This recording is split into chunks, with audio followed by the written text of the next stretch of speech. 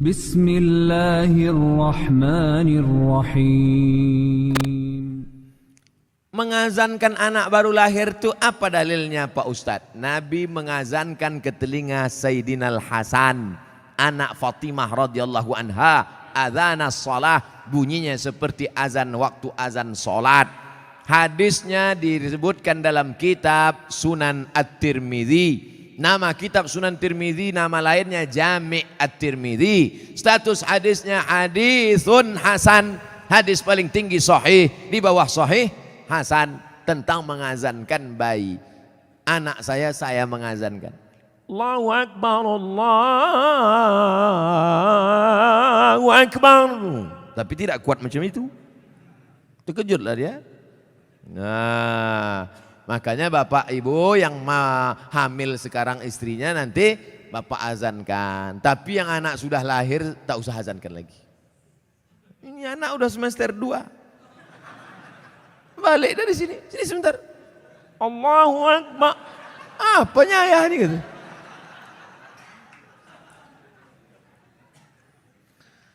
Saya mau tanya mengenai pernikahan uang hantaran. Bagaimana menurut pandangan Ustadz kalau si ibu wanita itu meminta uang hantaran mahar yang cukup tinggi? Ada tiga kemungkinan ini. Pertama memang mau bertanya masalah hukum. Yang kedua mau menyindir mak tua ada di sini. Yang ketiga mau menawar.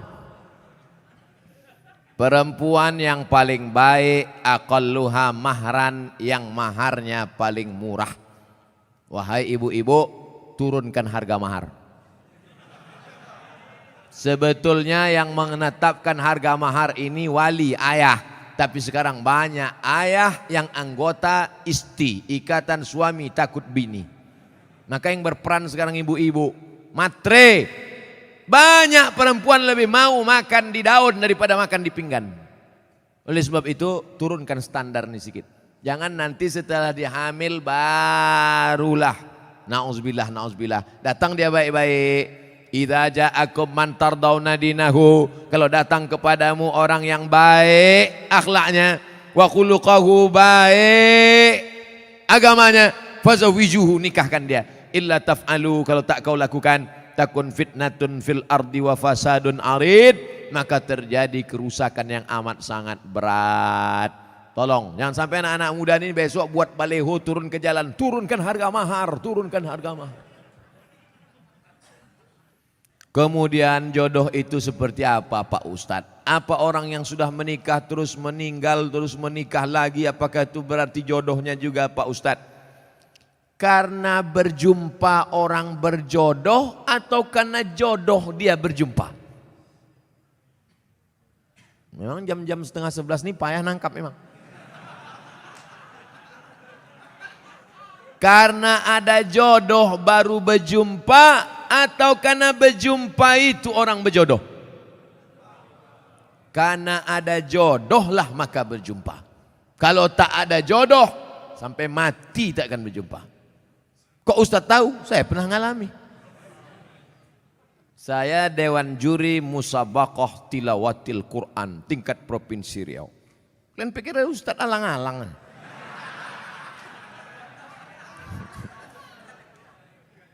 Waktu itu belum nikah. Kata kawan saya, Mat, ku carikan kau perempuan qori'ah hafizoh. Kami Dewan Juri waktu itu. Iyalah, kami pun seminggu kami cari, tak jumpa-jumpa.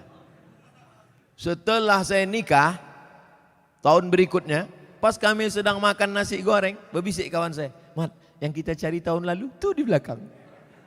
Tapi kita udah menikah. Maka kalau tak berjodoh, tak akan berjumpa. Karena ada jodoh, itulah maka berjumpa. Oleh sebab itu, jangan nanti yang laki-laki ini banyak salah jawab ini. Papa kok bisa nikah sama mama? Entah salah sambung.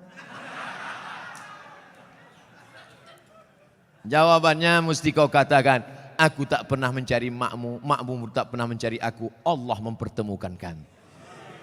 Ibu itu pun dari dapur, so sweet kata dia. Karena jodoh lah kalian jumpa. Mengapa Tuan Syekh Abdurrahman digelar dengan Syekh Silau Laut? Syekh Abdurrahman lahir di Kampung Rau, sekarang masuk Kabupaten Batubara. Lalu kemudian dia merantaulah ke Kedah, karena orang Batubara dulu biasa naik perahu tongkang kapal laut ke Kedah, bolak-balik, karena orang itu dekat Kedah. Sampai di Kedah belajarlah dia 7 tahun dan ikut lomba silat, menang, bekerja di kerajaan Kedah. Setelah itu melanjutkan pendidikannya ke Tuan Syekh Wan Mustafa Al-Fatani. Fatani sekarang Thailand Selatan, Patani. 7 tahun di Patani, setelah itu dibawalah oleh Syekh Wan Mustafa Al-Fatani ke Makkah Al-Mukarramah. Belajarlah dia dengan ulama-ulama di Makkah, diantaranya Syekh Hasbullah. Belajar fikih kepada Syekh Ahmad Khatib Al-Minkabawi. Setelah khatam belajar fikih, belajar tafsir, belajar hadis, belajar tasawuf, baliklah dia ke Rau. Lalu kemudian datanglah kerabat Kesultanan Asahan namanya Tengku Adil. Tengku Adil pun mengasih tanah. Wahai Tuan Syekh Abdurrahman, ini ada tanah. Nama tanah itu Silau Laut. Maka orang menyebutnya tak lagi sebut namanya, tapi Tuan Syekh Silau Laut. Sama macam siapa tu? Tuan Syekh Besilam. Padahal nama aslinya adalah Tuan Syekh Abdul Wahab. Kampungnya di Rokan Hulu, namanya Rantau Binuang Sakti, tempat lahir Syekh Abdul Wahab Rokan. Tapi yang dipakai adalah Syekh Abdul Wahab Rokan. Sekarang jadi Kabupaten Rokan Hulu. Biasa itu. Tuan Syekh mana? Tuan Syekh Fulan, nama kampungnya yang disebutkan. Tuan Syekh Purba Baru, padahal namanya Tuan Syekh Mustafa Husain. Nah, jadi nama kampung yang disebut. Itu maka disebut Tuan Syekh Silau Laut karena nama kampung itu. Apa karomahnya Pak Ustadz? Banyak karomahnya disebutkan dalam buku, ditulis oleh cucunya. Namanya Tuan Syekh Dr. Andus Haji Mansur bin Haji Syekh Muhammad Ali bin Syekh Abdurrahman, cucunya, menulis buku. Ditulis pada masa Gubernur Raja Inal Siregar. Waktu haul dibagikan buku-buku itu. Banyak karomah disebut situ. Apa motivasi orang memasuki tarekat Sattariyah Pak Ustadz? Tarekat itu sampan. Ada sampannya namanya Sattariyah, namanya nakhodanya Abdullah Sattari. Ada nama sampannya Saziliyah, nama nakhodanya Abul Hasan As-Sazili. Ada nama sampannya Naqsabandiyah, nama nakhodanya Bahauddin Naqsabandi. Ada nama sampannya Ahmadiyah, tapi bukan yang aliran Ahmadiyah yang sesat. Tarekat Ahmadiyah, nama nakhodanya Sayyidi Ahmadil Badawi. Itu sampannya, tapi lautannya tetap la ilaha illallah Muhammadur Rasulullah. Jadi yang mau ikut tarekat sama aja macam naik sampan. Lautnya la ilaha illallah, sampannya macam-macam. Ada yang mau sampan naik speedboat, mau cepat. Ada satu yang naik kapal tongkang kayu. Dia mau slow. Kau tak ikut? Enggak, aku mau menikmati laut ini, mau slow aja. Nah, macam-macam. Begitu lebih kurang gambaran tentang tarekat. Tarekat artinya jalan. Jalan mendekatkan diri kepada Allah Subhanahu wa ta'ala. Apa doa anak terhadap orang tuanya itu sampai? Hadis Sahih Muslim. Idza matal insan, kalau orang mati, inqata'a, putus amalnya, illa min salasin, kecuali 3. Shadaqatin jariyah, amal sedekah, ilmin yuntafa'u bih, ilmu yang bermanfaat. Yang ketiga, waladin shalihin yad'ulah, anak yang soleh. Makanya kita selalu minta doa Rabbi habli minas shalihin. Saya ingin sekali mendoakan orang tua saya supaya terbuka pintu hidayahnya, karena kami sangat menyayanginya. Doakan orang tuamu di sujud terakhir saat sholat, sunat, tahajud, witir, duha. Tapi jangan pakai bahasa Indonesia, nanti sholatnya batal. Dalam hati saja, ya Allah, ayahku ini berhentilah pakai sabu-sabu. Kenapa ketawa?